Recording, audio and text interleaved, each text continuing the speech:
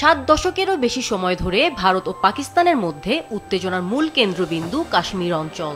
1947 সালে ভারতীয় উপমহাদেশ মুসলিম সংখ্যাগরিষ্ঠের ভিত্তিতে পাকিস্তান এবং হিন্দু সংখ্যাগরিষ্ঠের ভিত্তিতে ভারত এই দুই দেশে বিভক্ত হয়।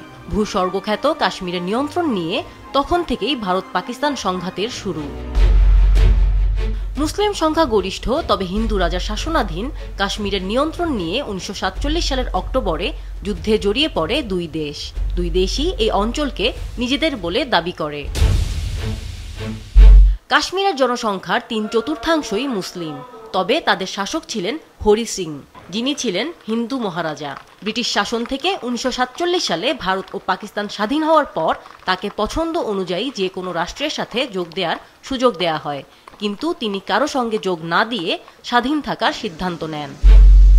হরি সিং এর এ কৌশলে হতাশ হয়ে 1947 সালের অক্টোবরে কাশ্মীরে আক্রমণ করে পাকিস্তানের উপজাতি গোষ্ঠী। এ পরিস্থিতিতে ভারতীয় সামরিক সহায়তা পেতে রাজা হরি সিং ভারতীয় রাজ্যের অন্তর্ভুক্তির দলিল স্বাক্ষর করতে বাধ্য হন, যার মধ্য দিয়ে পররাষ্ট্র ও প্রতিরক্ষা নীতির নিয়ন্ত্রণ ভারতের হাতে তুলে দেয়া হয়। ভারতীয় সামরিক অভিযানে পাকিস্তানিদের হটানো গেলেও কাশ্মীরের একাংশ পাকিস্তানের নিয়ন্ত্রণেই থেকে যায়। এ নিয়ে যুদ্ধও বাধে দুদেশের মধ্যে। 1948 সালের 22 এপ্রিল জাতিসংঘের নিরাপত্তা পরিষদ 47 নম্বর প্রস্তাব পাশ করে। 1949 সালের 1 জানুয়ারি আনুষ্ঠানিক যুদ্ধবিরতি ঘোষণা করা হয়।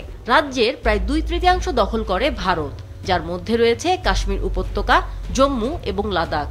অন্যদিকে পাকিস্তান দখল করে প্রায় 1/3, যার মধ্যে রয়েছে আজাদ কাশ্মীর এবং গিলগিট বালতিস্তান। পাকিস্তান নিয়ন্ত্রিত অঞ্চলগুলোকে সম্মিলিতভাবে পাকিস্তান শাসিত কাশ্মীর বলা হয়। এদিকে 1962 সালের চীন ভারত যুদ্ধের মধ্য দিয়ে কাশ্মীরের আকসাই চীন অংশটির নিয়ন্ত্রণ কায়েম করে চীন। তার পরের বছর কাশ্মীরের ট্রান্স কারাকোরাম অঞ্চলটি চীনের হাতে ছেড়ে দেয় পাকিস্তান। সেই থেকে কাশ্মীরের নিয়ন্ত্রণ ভারত, পাকিস্তান ও চীন এই 3 দেশের মধ্যে ভাগ হয়ে আছে। আমিনা লুসি, মাছরাঙা, নিউজ ডেস্ক।